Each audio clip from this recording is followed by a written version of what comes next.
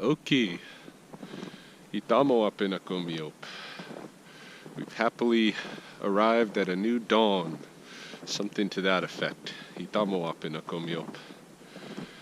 And it is the morning of Monday, February 19th, 2018. And here in Alberta, it is Family Day. And so a lot of people have the day off. Not my daughter, she works retail, but a lot of people get the day off. Thought I'd pop by Sspopiikimi here, see what's new, take a walk around. I was here yesterday with a couple of my students, and it was very quiet. Very quiet. I mean, we encountered some of the white-tailed deer in the forest main here, and in the spring at the south end, that goose family who's been kind of hanging out here in this area of the wide south pool, that goose family's over there. Walking in, I heard chickadees singing some songs that signal the seasons changing. I heard a woodpecker tapping in one of the cottonwoods on the golf greens, and I expect to hear a lot more of that tapping as we move further into this lunar cycle. We're just at the cusp, the first crescent of Pitaki, the eagle moon, but this is when the new life begins to emerge, and most of that emergence is quite invisible, except for, of course, when you see owls or eagles sitting on nests. But, things are going to happen, like the poplar borer and flathead borer beetle grubs are going to start waking up and chewing inside of the trees, and all of the woodpeckers, the flickers, they're going to get into a frenzy of grub eating. The grubs that taste like candy from the forest. Yeah, things are going to start waking up. The geese, one of the families of whom were here just yesterday when I visited with my students in this area just here at the spring, the geese are going to move away from the couples are going to move away from their families and start staking claim on little islands and safe places to nest. They'll start defending it. That's all going to happen in this lunar cycle.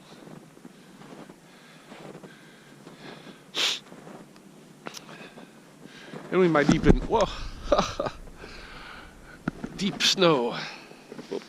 Oh, I actually went into the pond there a little bit. Whoa.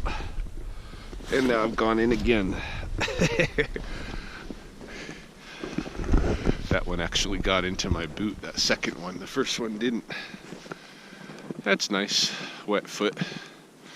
23 degrees below zero, I believe. The hazards of walking in toward a spring on a bit of ice.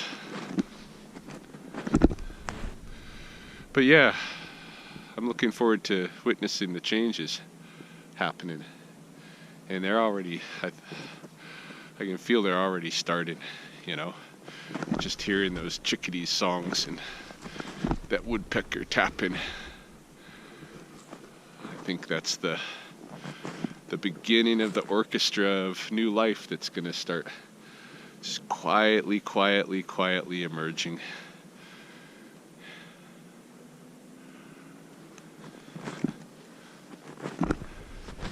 Let's go check out what's in the forest. I'm just under the Swanson's hawk nest looking out over the wet meadows.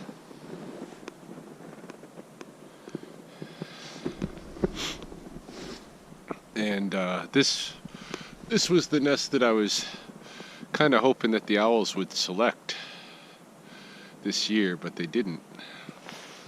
And the Swansons in the summer, for the past 2 summers, haven't either. They fixed it back up. They used to nest here. They fixed it back up, but then they chose to nest up the coulee ways.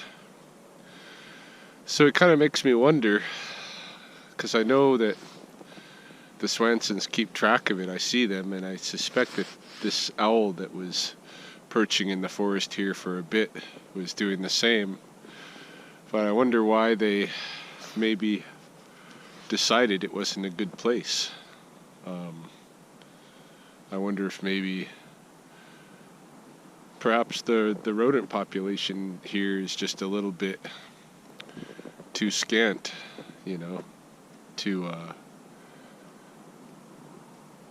fit their needs. I don't know. It's interesting though. Yeah, I haven't been seeing much so far on my way through. And my foot that got wet is pretty damn cold. So I'm just going to keep moving along. And this might be a rather short visit today. Not far from the nest tree, I find this deer bed in the snow, and just got me looking around, right? Imagine you wake up in the morning or whenever, this is what you wake up to, hey? This is the deer's bedroom. There's the deer over there. 2 white tails I can see through the trees and brush. There's probably more.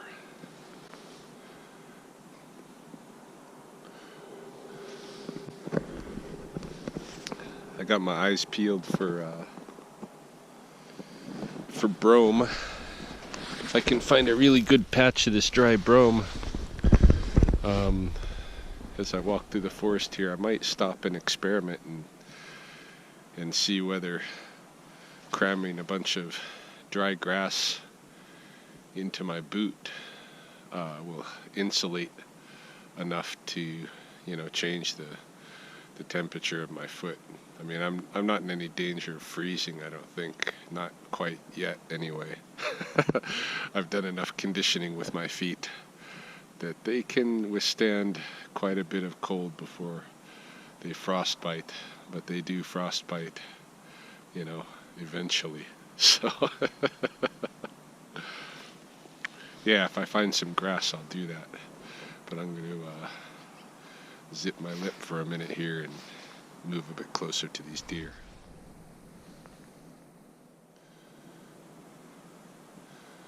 The deer have moved out onto the wet meadows. There are 1, 2, 3, 4, 5, 6, 7, 8 of them.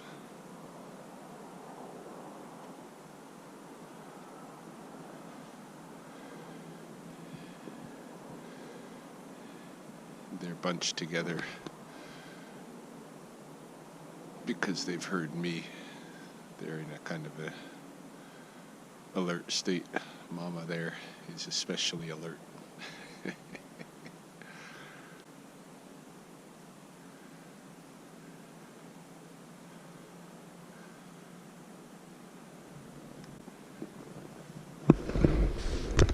I'll just move back out of view. Back around into the forest this way so that I'm not putting any pressure on them to try to avoid me.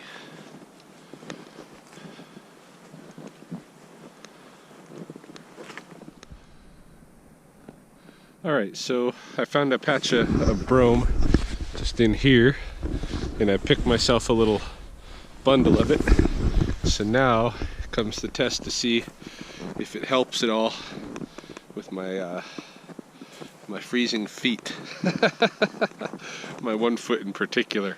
That foot's always colder anyway because the thin slit inside my gumboot here is worn out on the back, on the heel. So my heel is always just rubber against the cold. And I just have bare feet. You can see the part of my heel that's always exposed, right? So if I take this,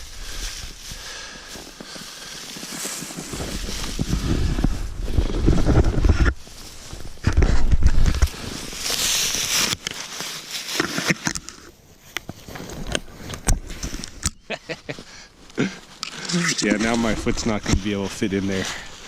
Almost for sure. I can feel it already. Yeah, cold on my toes too, as you might imagine. All right, I'm going to see a little bit of that snow off. See if I can get my foot in here. Oh yeah, I'm in there. My toes are a little bit crunchy. Yeah, my toes don't quite fit in there good. They're a little bit bent up in there.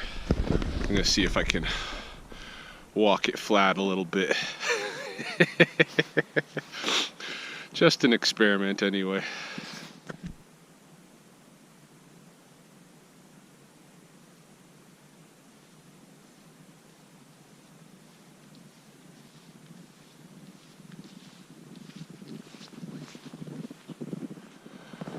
Well, somewhat to my surprise, the old grass in the boot trick is actually working. I haven't gone too far from where I tucked it in, and already that boot is much warmer. Not only much warmer than it was, but my foot inside of that boot is warmer than my foot inside of the boot that didn't even get wet. So it's considerably warmer, and now as I'm passing by the wet meadows here, I'm reminded that there's a plant out here, the Nebraska sedge, that would probably be even better for this particular job, to be an insulate. So, but if I didn't have that there, using the brome works.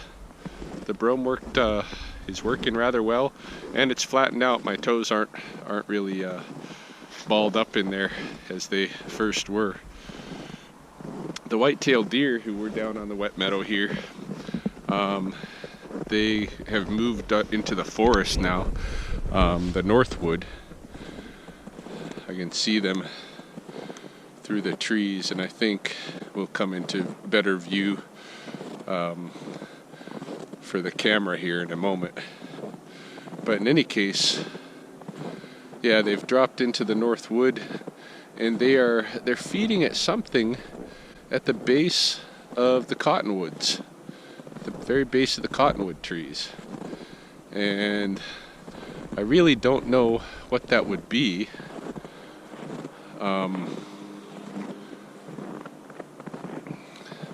Sorry for the obscured view. As we come right in here, you should be able to see some of them there. That whole family's in there, 8 or more. Yeah, they're eating something at the base of the trees. They're digging in with their feet to get at it. I would suspect that it might be the tips of new grass, maybe even brome, emerging under the leaf litter.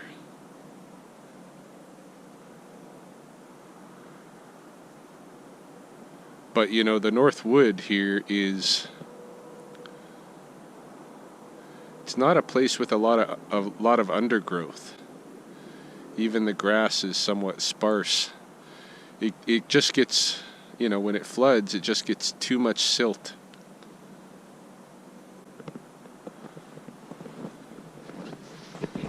and so not very much of anything grows in there. I would go down and dig at the base of the trees right now. In fact, I might do it up ahead, something like that. I don't want to scare the deer off any further than I already have been. Oh, but they're moving anyway. They don't actually, I don't think that they actually want to be here. I think they want to be where they were in the forest. Yeah, see, they're going across right now because they know I've passed. Now that I've passed, they're going back to where they wanted to be originally. Yeah, the others are headed in that direction as well. So if they're leaving, I might as well go down and get a peek at what it was they were digging at. Yeah, let's do that.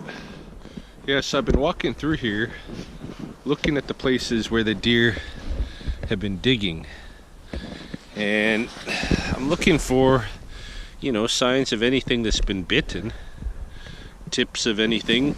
I mean, I've even dug, you know, a bit into the leaf litter myself, further down, much further down than the deer have been digging. Go right to the ground, and I'm not seeing anything. And it doesn't surprise me that I'm not finding green tips of anything, really, because like I was saying, you know, it floods in here and the silt layer is so deep that not a whole lot grows except the trees. So I don't know what they're after. Looking here again, I see nothing. You know, this one over here.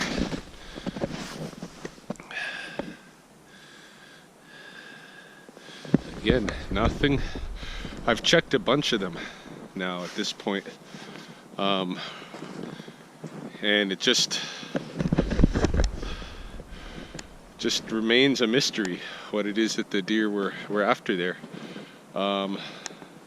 Possible maybe there's a fungus or something that grows in there in the leaf litter. That, you know, that would make some sense. It'd be nice to find the remains of such fungus, but that's always a possibility. So yeah, I don't know. But I think it's always valuable to try to follow up on things and check and see if you can learn. It's not always the answer is going to come simple. Well, I guess that's it for my walk this morning. One thing's pretty clear though. One thing's learned is that shoving a little bit of brome grass in your wet boot, or maybe even just if you're cold, you know, just if your feet are cold because there's not enough insulation, if you can add some grass to it, it makes a real big difference. I could actually continue walking today indefinitely with the change that the grass has made inside my boot. I'm surprised, really. I didn't think it would work as well as it has. You know, when water comes in above the rim of a gumboot with a little bit of thinsulate as the only buffer, and that thinsulate gets all soaked, your choices are pretty limited. And I could have taken the thinsulate out, dumped the water out of my gumboot, taken, you know, a layer off my top or something just to mop off, because I got plenty of dry layers on top. I could have mopped up inside of the gumboot and then at least trekked on without having the moisture in there that I would have. So that would have been one thing to do. But for sure, using grass as an insulate, either to replace the manufactured insulate inside the boot, or to just add to it, it works pretty good. I'm shocked. Always something new to learn. any case, yeah, that's a wrap for today. And probably be back in a few days to see what else is new for those who are just a last little teaser for those who are following the Mandy story. It's been a change. Woke up to a little change this morning. That video will be coming out within a day or two.